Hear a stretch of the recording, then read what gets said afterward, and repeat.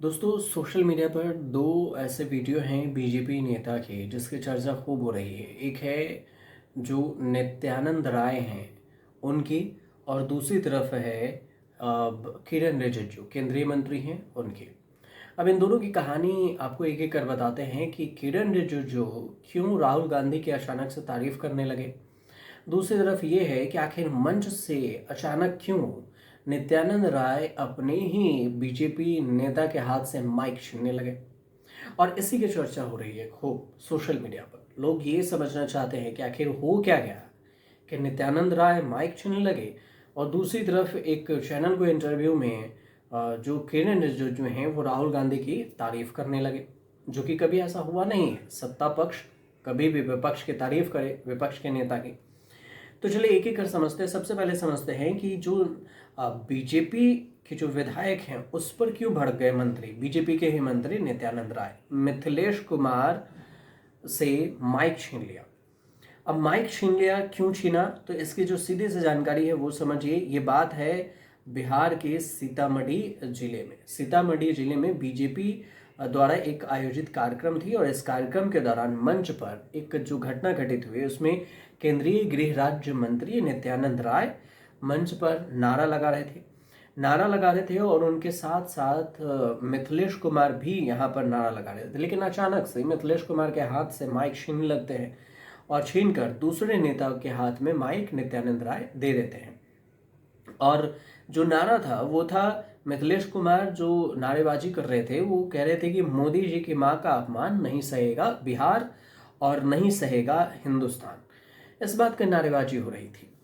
अब इसी नारेबाजी के चक्कर में जो नित्यानंद राय ये चाह रहे थे कि हर पैटर्न में जब भी हम नारे लगा रहे हैं तो ये एक अलग ही लाइन पकड़ ले रहा है। हमें ये सिर्फ कहना है कि ये मोदी जी की मां का अपमान नहीं सहेगा बिहार। अब लेकिन ये कह रहे हैं कि मोदी जी की मां का अपमान नहीं सहेगा बिहार और नहीं सहेगा हिंदुस्तान। ये नारेबाजी हो रही थी, और बाकी के नेता बिहार पर रुक जा रहे थे, और जो मिथिलेश कुमार थे वो नहीं सहेगा हिंदुस्तान भी जोड़ दे रहे थे।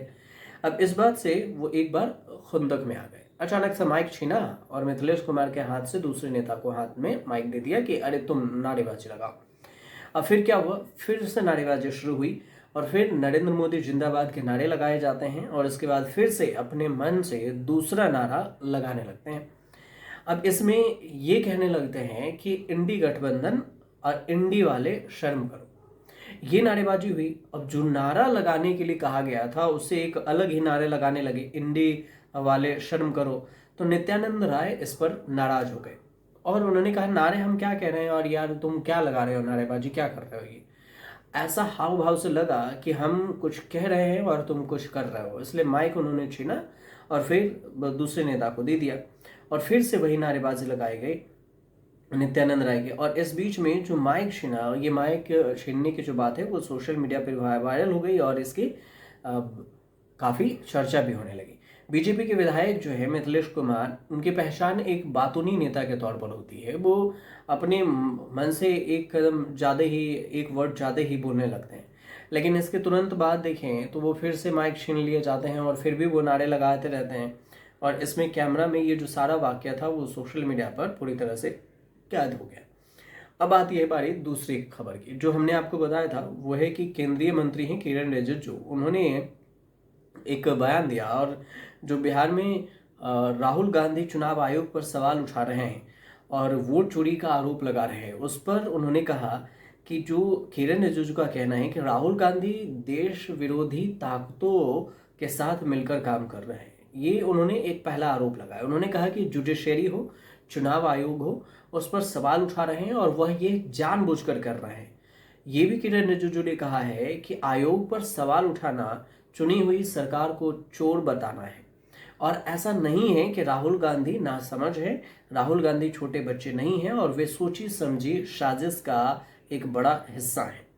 ये बात किरण रिजिजू ने कहा है, और किरण रिजिजू ने इसके जो बयान दिया उसकी चर्चा होने लगी। दूसरी तरफ से उन्होंने जो एक मीडिया हाउस है निजी चैनल से, न्यूज एजेंसी, उसकी बातचीत में ये भी कहा है किरण रिजिजू ने, जो बिहार में वोटर लिस्ट स्पेशल इंटेंसिव जो किया गया है वोटर लिस्ट से, उसमें से जो नाम काटे गए हैं और जो इस एसआईआर के मुद्दे को विपक्ष उठा रहा है, तो उस पर किरण रिजिजू ये कहते हैं कि यह ना सोचे आप कि राहुल गांधी बेवकूफ़ हैं और बेवकूफ़ काम करते हैं, बेवकूफ़ी बड़ी काम करते हैं। ये बिल्कुल नहीं सोचना है, क्योंकि ये सोची समझी साजिश का हिस्सा है। लोग राहुल गांधी को पप्पू कहते हैं और कांग्रेस के लोगों ने ही राहुल गांधी को पप्पू कहा था और बीजेपी के लोगों ने ऐसा नहीं कहा था। और मैं नहीं मानता हूं कि राहुल गांधी बेवकूफ़ हैं। इसके अलावा उन्होंने ये भी कहा कि भारत में जो देश विरोधी ताकतें हैं उस ग्रुप में राहुल गांधी शामिल हैं और वही ग्रुप है जो राहुल गांधी को इन्फ्लुएंस कर रहा है। वामपंथी विचारधारा के लोगों ने राहुल गांधी को प्रेरित कर दिया, इन्फ्लुएंस कर दिया है। इसके अलावा वो ये भी कहते हैं कि खैर चिंता की बात नहीं है, क्योंकि नरेंद्र मोदी के नेतृत्व में देश चल रहा है और देश की जनता नरेंद्र मोदी के पीछे खड़ी है। दूसरी तरफ ये भी है कि उन्होंने बयानबाजी को लेकर ये भी कहा है कि जिस तरह जो ये डोनाल्ड ट्रंप और अमेरिका ने जो भारत पर ये कहा कि डेड इकोनॉमी है भारत की, तो इस पर किरण रिजिजू कहते हैं, जिस पर राहुल गांधी ने समर्थन किया था कि ट्रंप कह रहे हैं उसमें कोई बुराई नहीं है, तो उन्होंने ये कहा कि राहुल गांधी ही नहीं, कुछ और भी लोग हैं जो यूट्यूब चैनल बनाकर और भारत के ऊपर हमला बोलते हैं और बदनाम करने की कोशिश करते हैं। लेकिन सभी देश अपने अपने हितों को ध्यान में रखकर काम करता है और अमेरिका ने कई देशों पर टैरिफ लगाए हैं। लेकिन ऐसे ग्लोबल स्लो डाउन की स्थिति में भी भारत की जो जीडीपी है 7.8% की बढ़ोतरी में है और इसमें सिक्योर है। सबसे बड़ी बात ये है। तो ये भी दर्शाता है कि प्रधानमंत्री नरेंद्र मोदी को भारत को अच्छी तरह से संभालना आता है और वो संभाल रहे हैं, और यही वजह है कि यहाँ की जो जीडीपी है वो लगातार कंट्रोल में है और बढ़ रही है। तो राहुल गांधी की तारीफ की सबसे ज़्यादा चर्चा होने लगी कि किरण रिजिजू ने राहुल गांधी की तारीफ की है।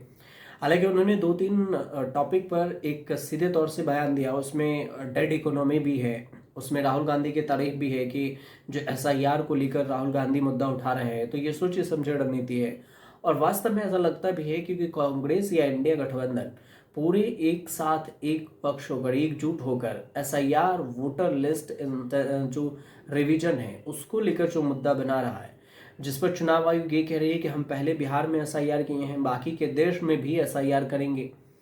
और इसकी जो शुरुआत है वो उन राज्यों से होगी जहां पर अभी सबसे पहले विधानसभा के चुनाव होने हैं। तो बिहार में पहले है, उसके बाद बंगाल में होगा, फिर असम में होगा, तो इन सारे राज्यों में भी एसआईआर होगा। और विपक्ष इसकी पूरी तैयारी में है और इधर से चुनाव आयोग भी पूरी तैयारी में है। तो इसे सबको देखते हुए किरण रिजिजू का बयान है जो ये कह रहे हैं कि इतना विपक्ष कोई नासमझ नहीं है जो उसको आप कुछ भी कह रहे हैं, और ऐसा लग रहा है कि राहुल गांधी बेवकूफ़ी वाली बातें कर रहे हैं। यही पूरी कहानी थी। आपको समझ में आए तो हमारे चैनल से जुड़िए, सब्सक्राइब कीजिए, शेयर कीजिए, कमेंट कीजिए।